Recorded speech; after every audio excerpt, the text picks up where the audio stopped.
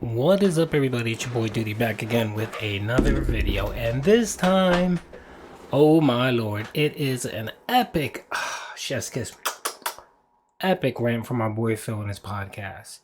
Thankfully brought by a super chat from our boy Snow Carl, and our boy Phil thought he was trolling Snow Carl, and it ended up backfiring him and hurting him in the butt.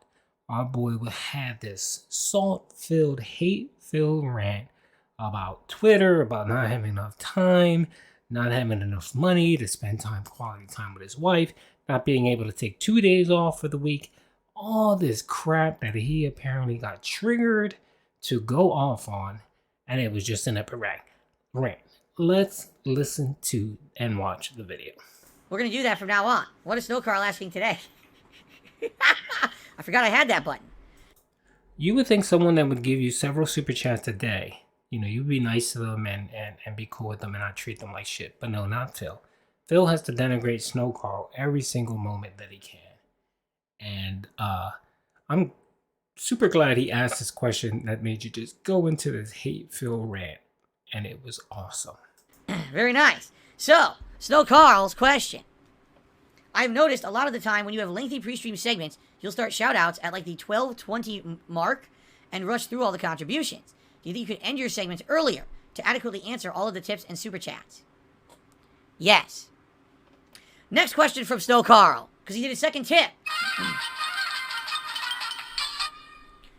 Let me add this, hold on. You won't be laughing in a few minutes, pimp. I actually really like that sound effect now. The next question from Snow Carl. Thank you for another $1.50 tip. He says, yesterday you said you and Cat hadn't been able to visit the zoo like you tried to plan for the last couple of years. I mean, really sad, and I'm wondering if I tip you enough to afford the tickets, would you be able to go on your next day off? It's not the cost of the tickets, it's the fact. There's two factors involved, all right? The first factor is that Cat's schedule is not consistent. She works retail. And every effing year, this happens where she doesn't have consistent days off. So it's almost impossible for us to plan out a day where we're going to have to travel.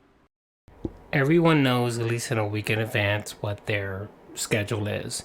And we're not talking about you traveling, out of state or whatever. You're essentially driving, to your destination, Phil. So this is a lame cop-out. All right? If we're just doing random errands and shit around here, who cares? But if you actually have to drive a significant length, if you're trying to plan out a day where you want to hit stuff along the way, or maybe do a reservation somewhere, whatever it may be, you need to actually plan the day. And what ends up happening is, we have to plan out the more important things. So, for example, Jasper's vet visit last month. That was super important. She took the day off of work that day specifically so we could take Jasper to the vet. You see? That was important. Medical appointments. Those are important. So again, if we have a medical thing that's coming up, she has to take the day off so we can go to the doctor or whatever, and there you go. You see what I'm saying? But when you're taking all of your time, your scheduled time off to do the essentials, now you just don't have the flexibility to take the scheduled time off to do the optional fun stuff. Not true. All you need to do is get up a few hours earlier every day for 3 or 4 days in 1 week and take care of your bullshit. Do all the stupid shopping, pet supplies, all the dump, all that random shit that you spend hours doing, right? And there you go. Then what you could do is on your day off, if you have an appointment, fine, go to the appointment. But that gives you plenty of time to do something like going to the zoo. So what you're just saying here is lame bullshit. You don't want to spend the money. We all know that's what it is. You don't want to spend the money on your wife. You see what I'm saying?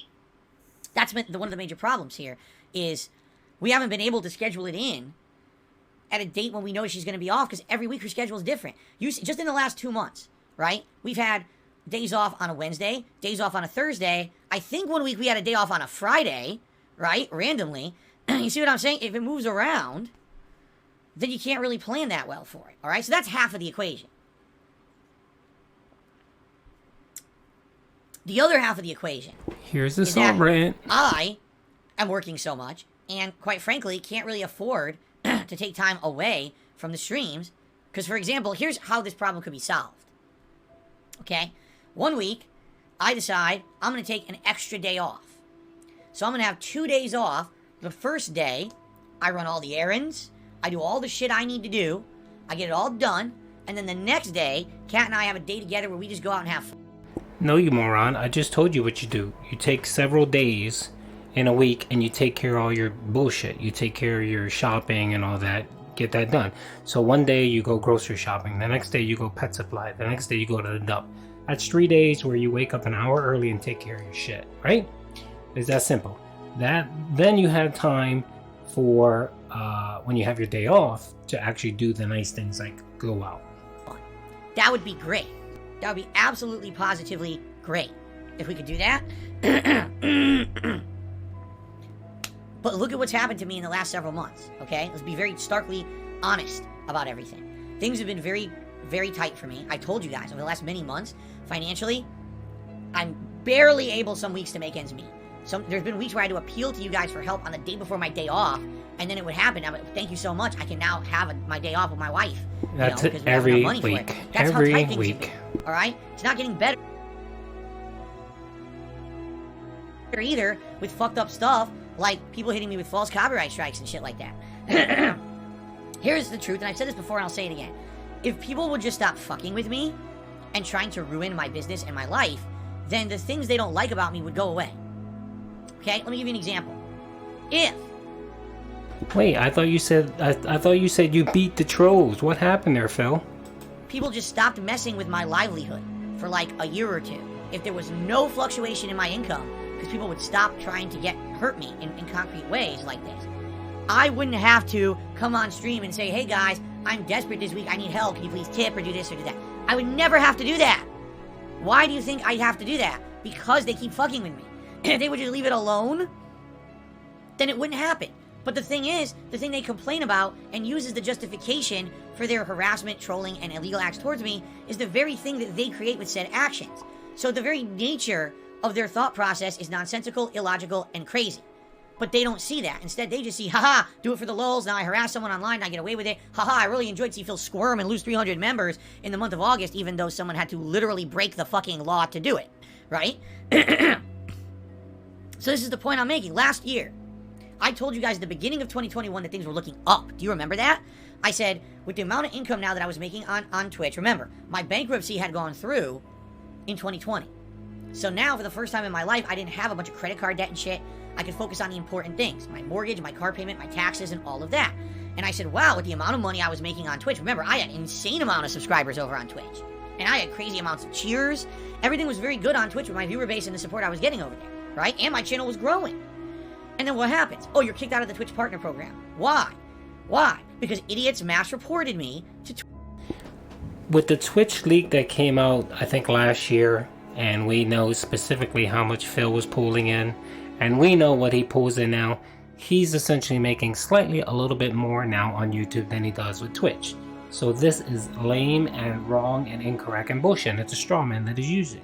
Twitch, saying that I was a bigot, a racist, a sexist, saying that my King of Hate moniker was actually a way of saying that I was actually a hateful person, and somehow I had flown under the radar of YouTube and Twitch and everyone for years and years, and it was about time that someone cracked down on me.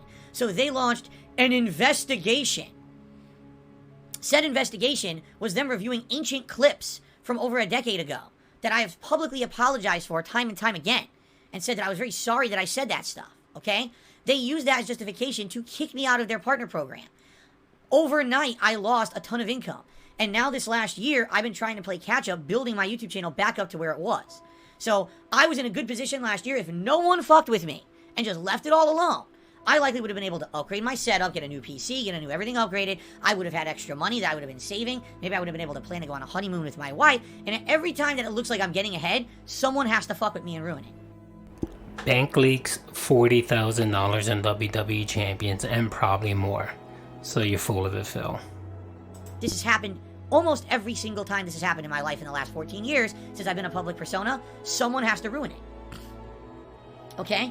This year, what happened? Blame right? other people for your mistakes. Things are incredibly tight. I've told you guys this. Things are very tight. I'm really struggling to make ends meet this year. So what happens? And yet you spent $1,000 this weekend on WWE champions. Yeah, you're really struggling there, pimp. A concerted effort to slander Phil. Let's fabricate conspiracy theory after conspiracy theory, post videos up about it all over the internet, so now shitheads are crapping on him constantly. Oh, by the way, let's commit crimes against him and actually issue false copyright strikes against his channel. Now people won't become members anymore, and he loses $1,000 of income that he really needs right now. Right? Gee, I wonder if this would cause me to need more help from my viewers. What a dumb fucking thing. How dumb can you be? We want Phil to stop this action. Let's do 10 things that make him do the action more. You have to be a fucking moron to do this shit, okay?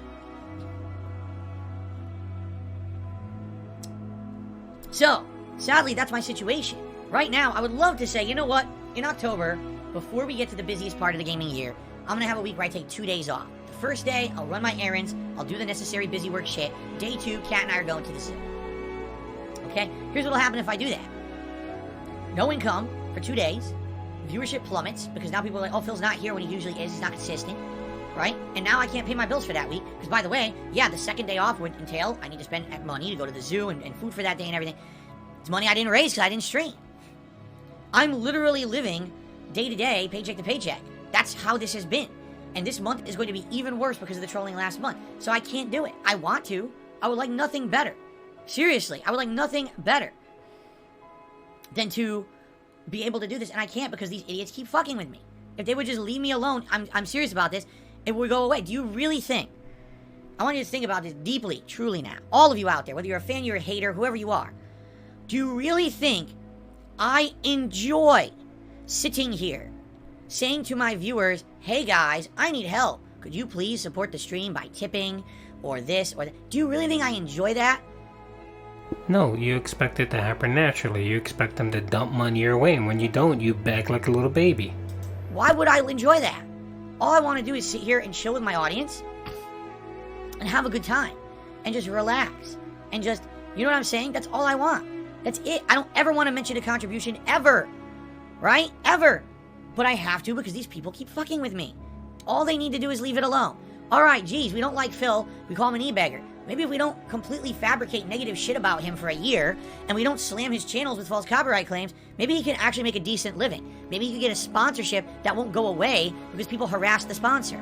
Maybe he could actually make a few extra bucks, and now he doesn't have to sit there and say to everyone, it's a tight week, can I get some tips today? Right? Or maybe he can get a job. Right? But they don't think like that because they're fucking idiots. No one who's smart acts like these people. You understand? They're nuts. Dumb fucks. They're broken in there. So that's why they act the way they do. There's no justification for what they do besides, oh, I got some really good feeling in me today because I heard someone on the internet and got away with it. It's malicious. It's sociopathic. And sadly, until we get real policing of the internet, it's never going to go away. I've accepted this, all right? But that's the problem with my kind of life right now, is there's nothing I can really do to change it. All I can do is push forward positively and hope for the best, you know? You might say, well, Phil, how are you ever going to get ahead? I mean, I'm really not. I'm never going to hit the YouTube algorithm and go virally popular again and make a ton of money because of it.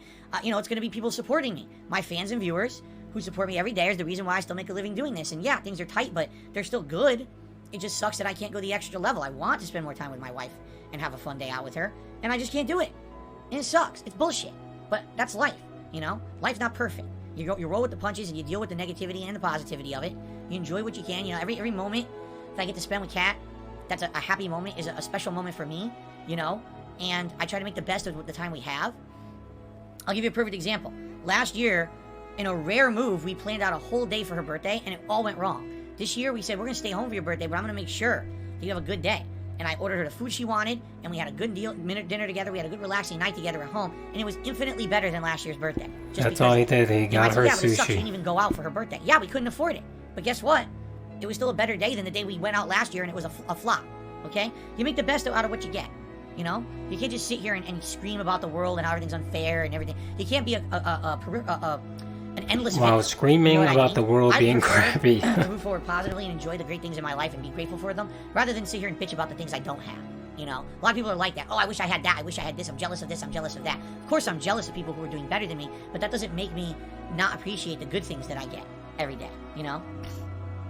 So it is what it is, and that's just my attitude. You know. Yeah, it's unfortunate that I can't go to the zoo.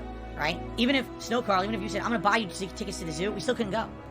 She would have to figure out a way to schedule the time off of her job. I would have to figure out a way to take an extra day off from my work to do it. And those two things can't even happen right now. You understand? Oh my lord.